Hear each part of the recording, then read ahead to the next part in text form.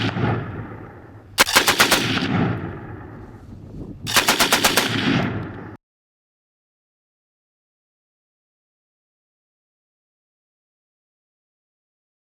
guys, thanks for tuning in to another video episode on ForgottenWeapons.com. I'm Ian. Today we're taking a look at another old German rifle, this time a Gewehr 41W, Walther. The G41W is a very distinctive rifle because of the large cover over, or shroud over the nose of the rifle, and that's there for a very specific reason. When the German Army requested submissions for a new semi-auto rifle, and this was just prior to World War II starting, when they started the development process for these, they specified that the rifle could not have any ports in the barrel for gas operating, and it also had to have no moving parts on the top assembly of the gun. Well, Walther went ahead and submitted this design as a prototype. They ignored the no moving parts on the top requirement, but they didn't drill the barrel for a gas port anywhere. So this operates on basically the Bang system, first designed by a Dane named Søren Bang, coincidentally enough for a gun designer.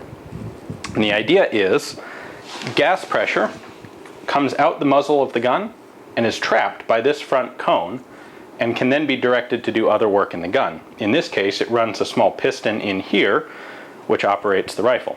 We'll take a closer look at that in just a minute. About somewhere between 115,000 and 130,000 of these rifles were made, although it's believed most of them were used on the Russian front and were destroyed or captured. They're a pretty rare gun in collections in Europe and the US today. But they're a very interesting design to take a look at. Terrible in practice. These are not a particularly successful rifle. Every rifle that's ever been built with this Bang system has had reliability problems. The issue is simply that they're too easy to foul, and once they get dirty, they just don't work well. So let's take a closer look at another one of these rifles that's partially disassembled so we can see what's going on. All right. So we have another G41 here. This one has been hacked on a little bit, but we're working on restoring it. We've left the top handguard off of here so you can see what's going on. And on top of that, I'm going to take off the nose cap as well. This front piece unthreads. Now it's important to note, and you'll see why in a minute, that there are two semicircular lobes in that nose piece on the inside by the threading. You'll see why in a second. Then we have this cover that comes off, and inside there is a little gas piston. So, for this rifle to work, normally you have your gas piston in there underneath the cover. When the rifle fires, gas pressure comes out the muzzle and it's trapped by the front exit of this cone, and gas comes back through these two lobes. That gas pushes on the front of this piston,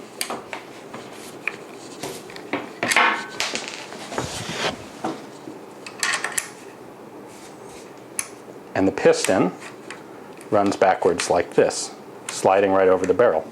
You can see this top bar, which runs the length of the barrel, this is in effect the gas piston, or the connecting rod, we could say. So if we look back here at the bolt end, when I push this piston in, this right here is the very back of the connecting rod, and it extends out over the chamber and pushes the bolt back. Now it only pushes it this far. If we take a look at the muzzle here, you can see that when the gas piston gets to this point, it's stopped by a rib that's milled onto the barrel. So at that point, inertia takes over, and the momentum that the bolt has pushes it all the way back. This does lock open on an empty magazine, that's why it's stuck back there.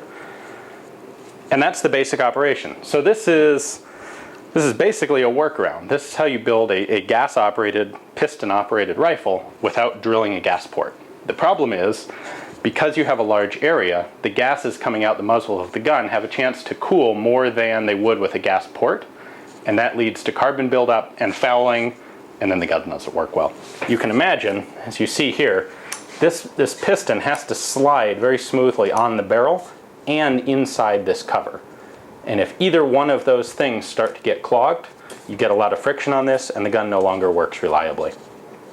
Alright, so in order to take a look at how the locking mechanism of the G41W works, we first have to do a basic field strip so we can take the bolt out and take a closer look at it.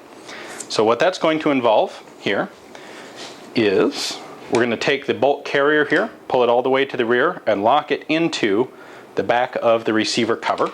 There's a little switch here on the bolt carrier that allows us to do that. So I pull it all the way back, engage that switch, and it's locked in place.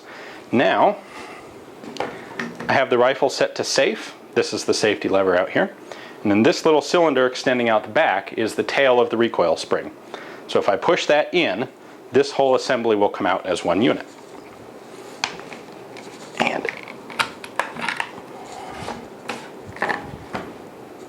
all right, there we go. Now this thing is basically a little time bomb because our recoil spring is coiled up at its full compression inside here. So we have to be very careful when we unlock the bolt carrier that it doesn't proceed to throw the bolt across the room and out that window.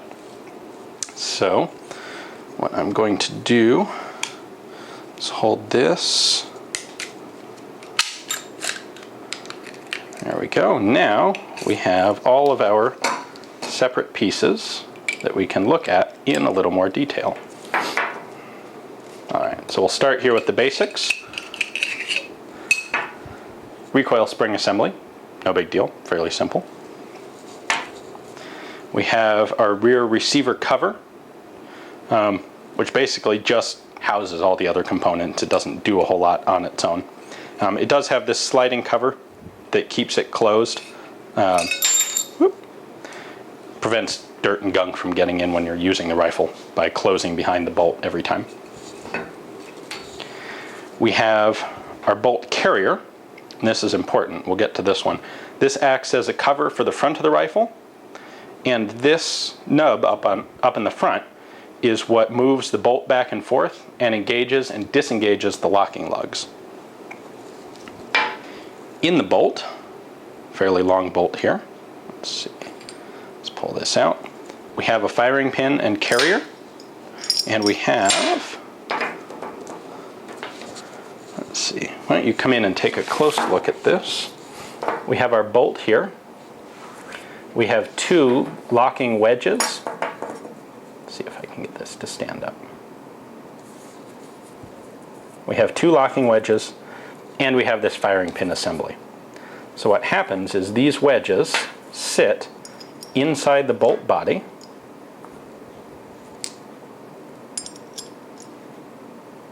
like so, and the firing pin rides right in between them.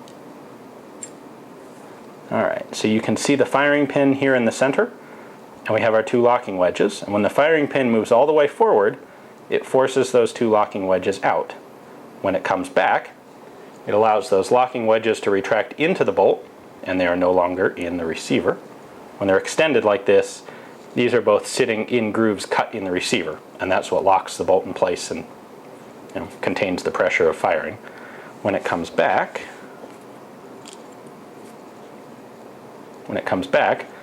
those two lugs pull back into the bolt, and now the whole bolt can travel backwards. And what does that, you see there's another little oval-shaped hole in the firing pin piece.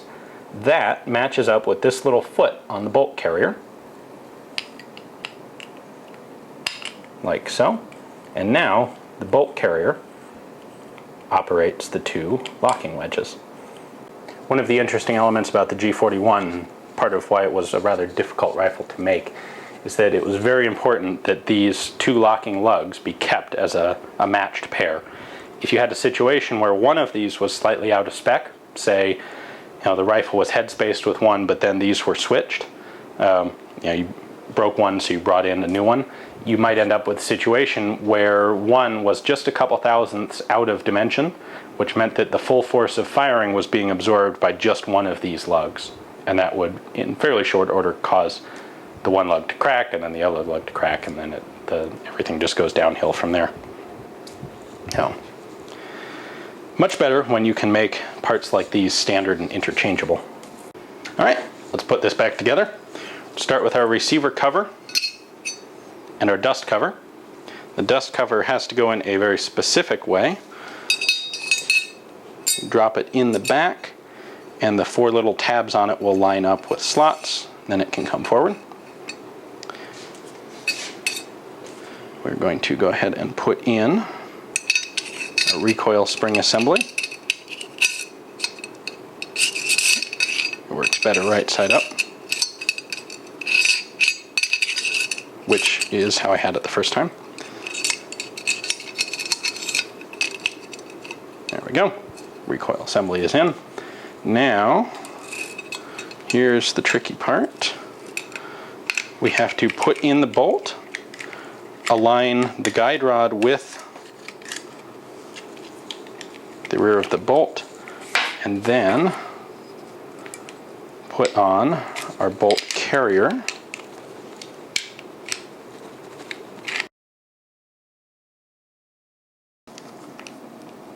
And I lost it.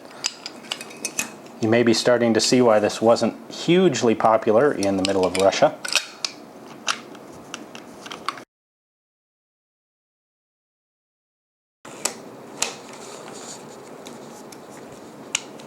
Alright, and lock it in place. There we have it. Now, before it explodes open, actually there's one thing I want to mention real quick before we do that. You can see this side rail right here for guiding the front end of the bolt.